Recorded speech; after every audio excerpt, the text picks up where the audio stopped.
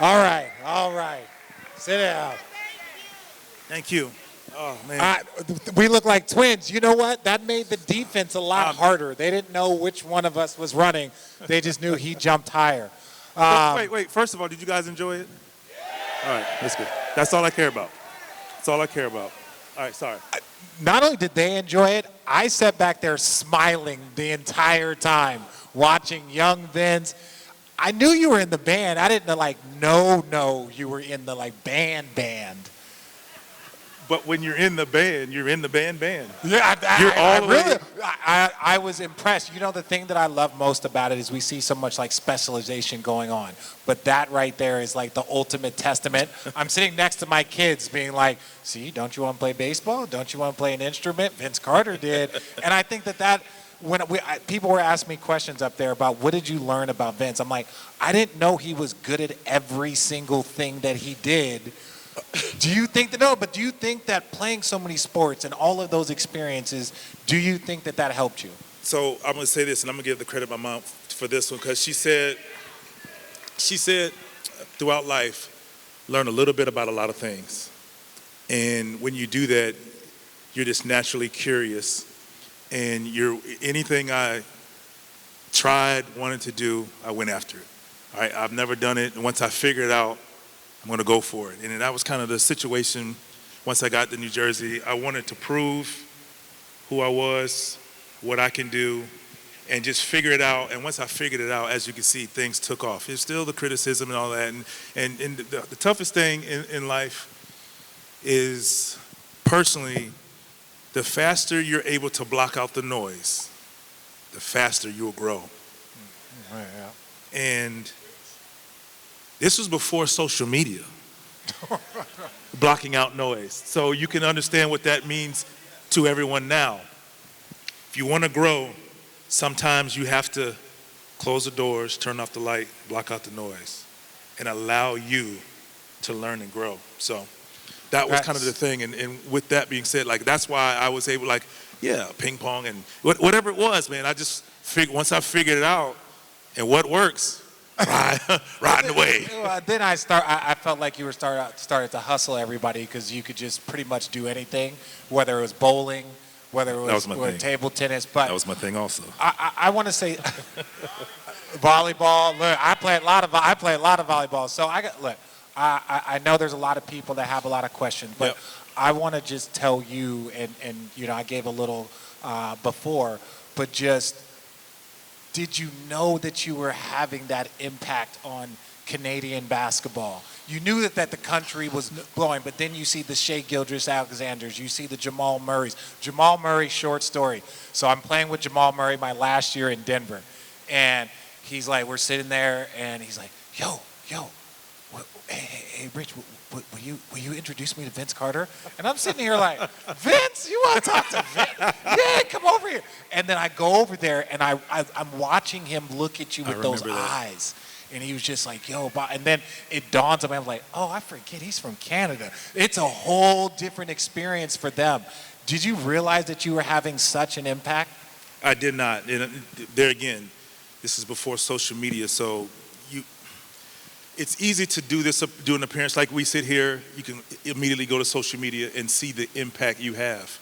You had to go out in the community to actually see, touch the people, talk to the people, hear the people, show their appreciation for what just happened or what has happened. So I didn't. I was 21 when I got in the league. I was 43 when I left. And at 21, I was just trying to make my way, learn, and to figure it out. And once I figured it out, I could take off. And it was just at that crossroad, and that was the tough times. And you go through ups and downs in life, guys. I mean, you do. The sky's the limit. But it's just how you bounce back. Perseverance. We know that word. Sometimes we hate it, but perseverance, man. And I will give you a lot of credit. You remember these days. It's a funny story, but you remember the days when I first got there, and I said it in the doc about you just said, hey man, J Kid gonna throw you the ball. Just run. So I was like, okay, cool, I get it, run. Yeah, whatever. Then all of a sudden I see RJ running. And and getting easy baskets. And that's when I started to figure it out. It's like, wait, all I have to do is just catch the ball and score. I don't have to create all the time. Oh no, this is crazy. So it became a sprint.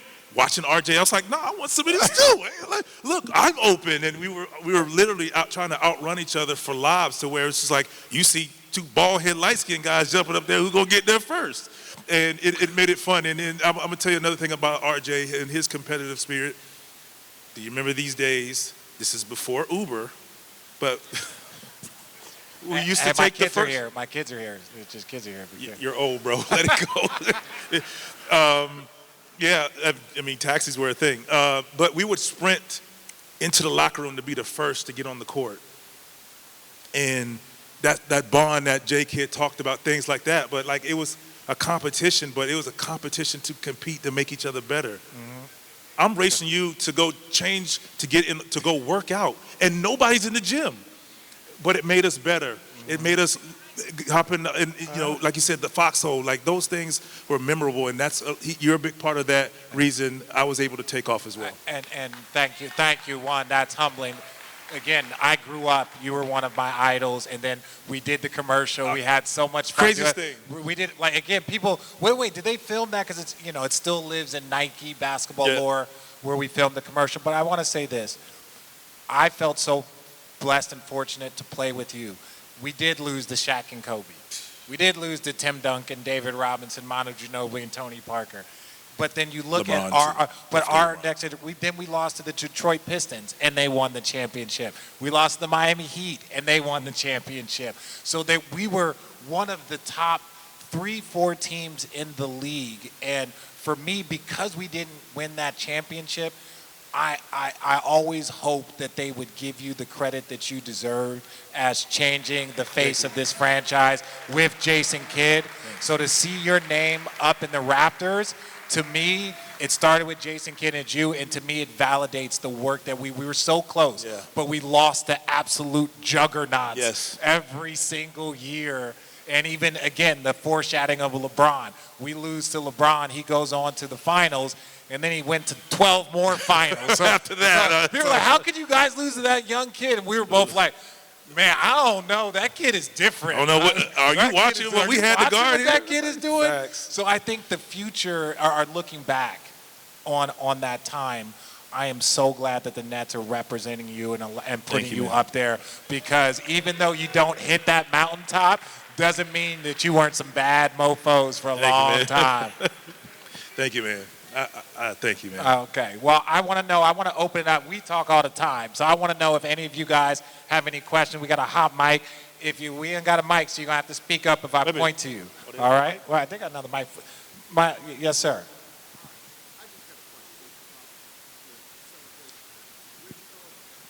Twan. So I don't. You're gonna get bits and pieces, but we had a player from Missouri. Was it Missouri? I don't. I saw him in the video though. I don't remember his name. I just can't remember. But was it AJ? AJ. Arthur Johnson. So Arthur Johnson would enjoy the New York City nightlife sometimes, and he would come to practice sometimes, and like, boy, I was in the club, boy, I was giving him my best move and all that. So, and all of a sudden, one day in practice, Arthur's not there. And he was the life of a party, young guy, but he just would light up a practice, a practice night in and night out, day in and day out, and he was gone. So I said, you know what? In his honor, when I dunk, I'm gonna give him a shout out. And it just forever. That was it. That was it. But the crazy thing about it, I would dunk 4 times in the game. So so they started saying, "Oh man, you ride motorbikes?" I'm like, "Nah, it's just." But if you go back and you see now in interviews, it's like, yeah, you're revving it up. I'm like, yep, we're revving it up. Like it's just you can't explain the story, but that's kind of where it originated.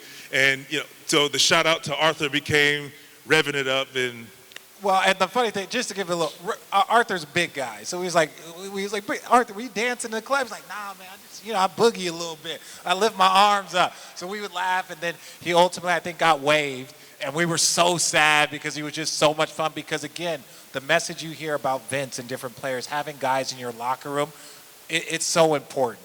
You spend more time with players than you do your own family. It's 7 months of the year. You're training. You're traveling on planes. You're eating meals. So to have good people in your locker room and for you to actually have a guy like Arthur Johnson that was so much fun, and it became synonymous with you dunking, just that hand signal. I feel like we were the only ones that knew what it was really about. Right. Yeah. So for so long, it's like, I didn't really ride motorcycles at all, but we can rev it up. Where we got? Yes, sir.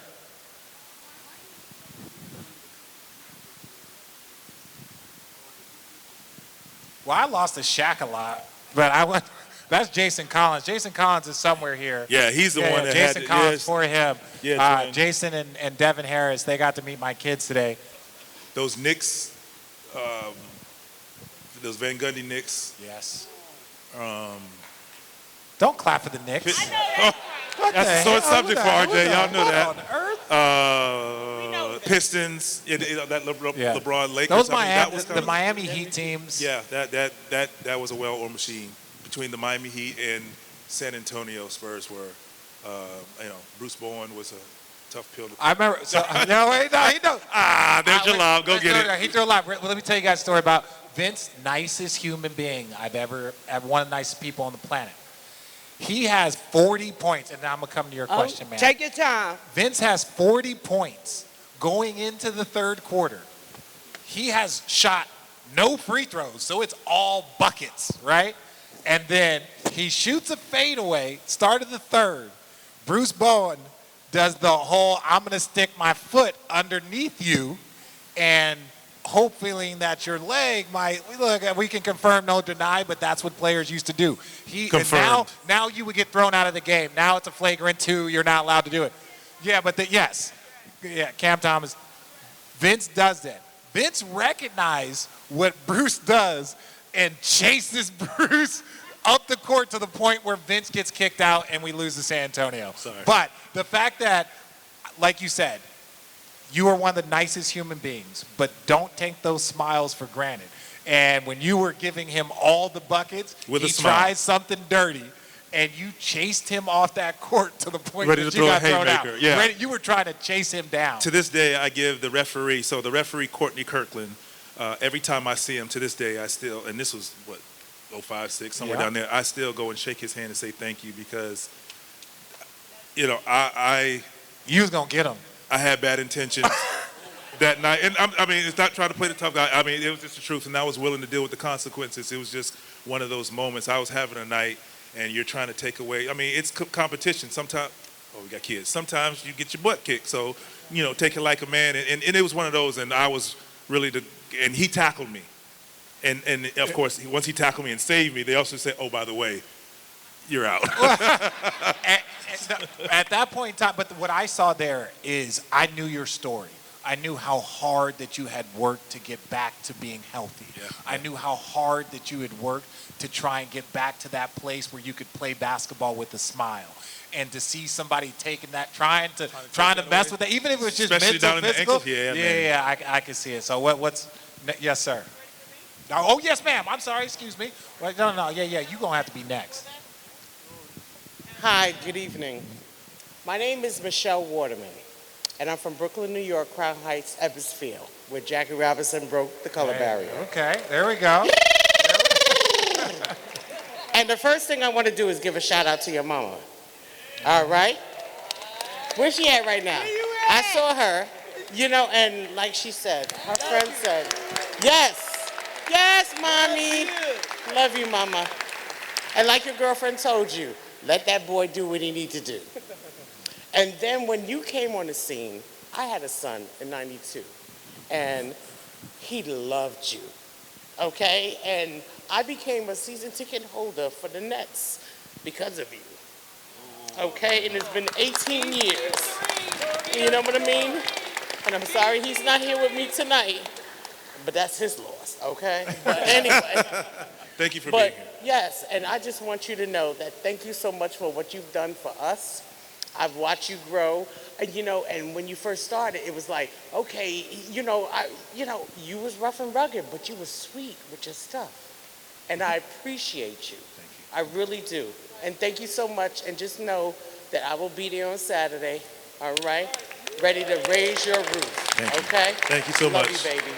I just want you to know, can't nobody do it better than you.